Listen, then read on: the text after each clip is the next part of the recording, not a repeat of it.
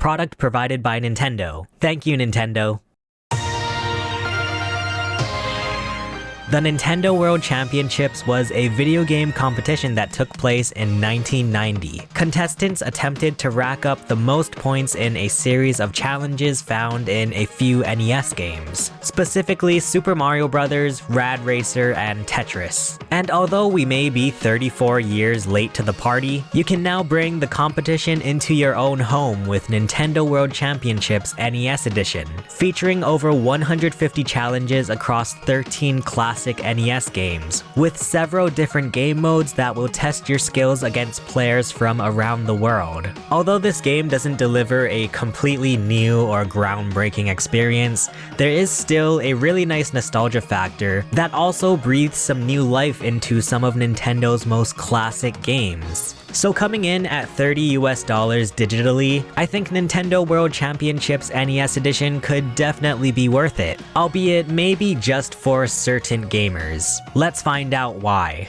The game starts you out with the single-player Speedrun Mode, which gradually teaches you how to play each of the 13 NES games. I think it's pretty cool that your very first challenge is in the original Super Mario Bros., arguably one of the most well-known classic Nintendo games. Before starting each challenge, you get a quick rundown showing the objective, your personal best time if you've played it already, and a demo of how to complete the challenge. And thank God they even let you fast forward through the demo so that you don't have to watch the whole thing over again just to see one specific part. As you play through the many challenges ranging from normal to master, you earn coins which you can then use to unlock even more challenges. It's pretty interesting because it's up to you the order you want to unlock and play these challenges, whether you want to focus on one game at a time or just go through the line of all the NES games. Now, considering that I am just a baby who didn't grow up with the NES, I'm sure nobody even cares about my rankings of these 13 games, right?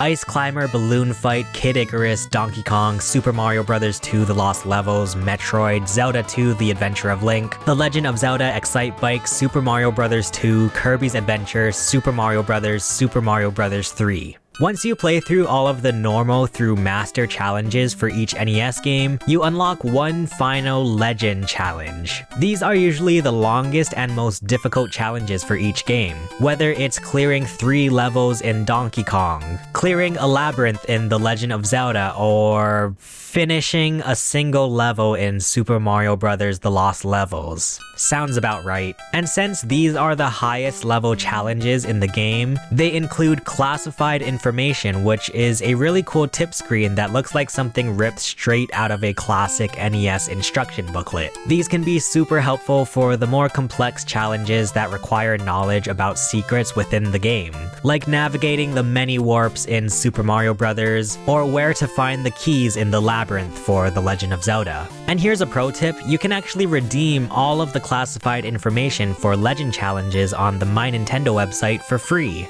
Now, the overall quality of these challenges can somewhat vary depending on the game. Obviously, just starting out, you'll get some incredibly easy challenges like pop one balloon in Balloon Fight, or get to the first door in Super Mario Bros. 2. But depending on the complexity of the game, there can either be a very gradual or a very quick increase in difficulty. For example, Super Mario Bros. 3 has the most challenges in the game, coming in at 24, while Ice Climber only has 6, with only one normal challenge before ramping up to hard and master. So it does mean that you will be playing some games more than others. I think it would have been cool to see a more even spread of challenges for each game, but I guess that's just the nature of having such a wide variety in games. The challenges themselves remind me a bit of the NES remix games on Wii U and 3DS, which in my opinion did have a lot more wackiness to them that I would have loved to see in Nintendo World Championships NES Edition. On the other hand, I guess the point of this game is instead to test your skills in vanilla challenges for NES games, so I can live with it. Some of the early black box NES games can be quite annoying to play challenge-wise, and that may just very well be the zoomer in me talking, but for some games, I would say Ice Climber and Balloon Fight in particular, it feels like the real challenge just comes from the controls itself.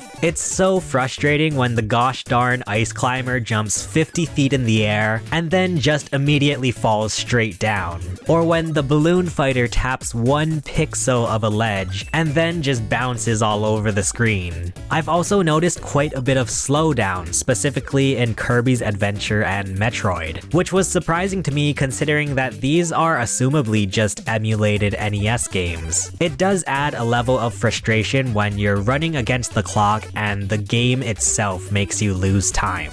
But hey, it can become really addicting to keep challenging yourself to improve your best times. And I would say that's what this game does the absolute best. It's super easy and quick to restart a challenge and have a go at another try. There's that lingering feeling in your mind where you're thinking, I wonder if I can do this challenge just a little bit more efficiently to shave off just that tiny bit amount of time. It's to the point where it keeps me up at night knowing that this is my best time for the Mario Master Legend Challenge. That tiny 1/10 of a second can really make a difference.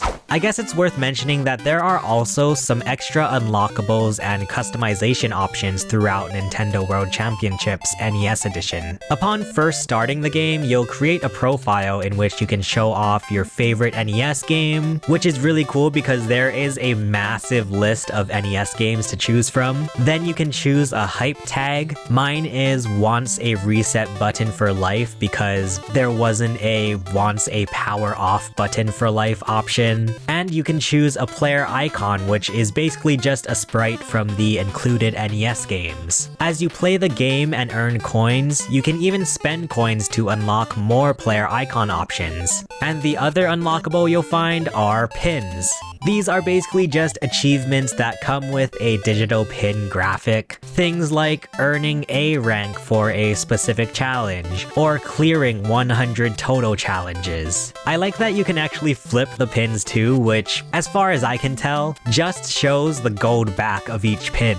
It's so pointless, but also kinda cute that they included it. I guess this is the closest to Nintendo NFTs that we'll ever get.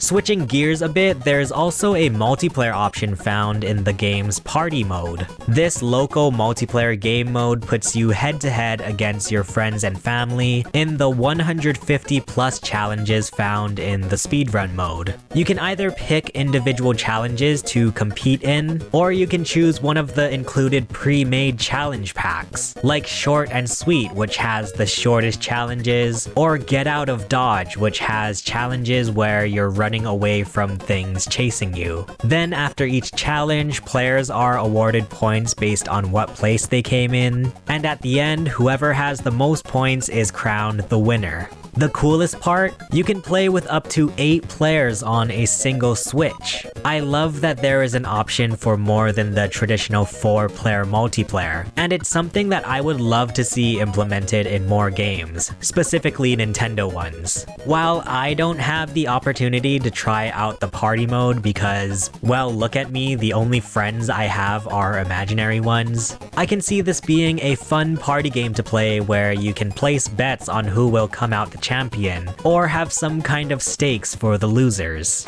Now, if you're like me and you're lacking in the friends department, there are also a couple of online modes that you can play solo. However, it is important to note that these online modes do require you to be a Nintendo Switch Online member. First off, the World Championships challenges you to rank as high as possible against the times of other players around the world. Every week, there are 5 chosen challenges ranging from normal to master. You have an unlimited number of chances to get as fast a time as possible by the end of the week. It records your fastest time, and once the competition ends, you're shown how you rank amongst all other players around the world. There's even a cool feature where you can view the replay of the champion for each challenge. This is great for the dorks who want to take notes on how to improve their times. I am one of those dorks. There's also a birth year ranking, which uses the birth year attached to your Nintendo account to show you how you ranked against players who were born the same year as you. I guess the idea behind this is to get a more fair ranking based on whether or not you were even alive when these games came out. Either that or Nintendo is trying to shame us on our age. The other online mode in this game is the survival mode, which is more of a real-time competition against players online. In this mode, you play against the ghost data of 7 other players in a random order of 3 challenges. After the first challenge, the top 4 make it to the second round, then the top 2 from the second round make it to the final round. So it's somewhat similar to Battle Royale games, like the Blank 99 games that are included in the Nintendo Switch Online membership. There's the Silver Division for an easier competition, or the Gold Division if you really want to prove your dorkiness. And I quite enjoy Survival Mode. I guess it's the closest you can get to the real Nintendo World Championships, playing in somewhat real time against other competitors and eliminating the bottom players. I've heard some complaints that you aren't playing against real people in real time, which I do think is a totally valid criticism, but to be fair, like, these are games that come down to the millisecond of when you complete them. So when you introduce like an online component with the possibility of lag and whatnot, maybe that's why they chose to go with the ghost data instead. And luckily the ghost data is very seamless, to the point where I'd say it's easy to forget that it is even ghost data and not actual players. It's pretty crazy how actually seeing your competition beside you can really add a lot of pressure and affect your gameplay. I've definitely had some rage moments where I make one tiny stupid mistake and completely throw the match. Oh no, I missed the mushroom! Oh my god, that was terrible! I would have won if I just didn't freak out at the last second. Now, with these online modes being a pretty big part of the game, it does mean that nearly half of Nintendo World Championships NES Edition is locked behind the Nintendo Switch Online subscription. Don't get me wrong, you can still get some really great fun out of the single-player speedrun mode, as well as the local multiplayer party mode, but if you want to actually compete against people around the world, you're gonna have to pay up, bucko. And if you need help deciding which Nintendo Switch Online membership you should get, check out my video all about that below. Let me know in the comments what you guys think about Nintendo World Championships NES Edition. Thank you again to Nintendo for providing me a copy of this game. I am super duper honored. And thank you for watching this video. Thank you so much to all of our members. My name is Chase and I will see you guys again soon. Bye.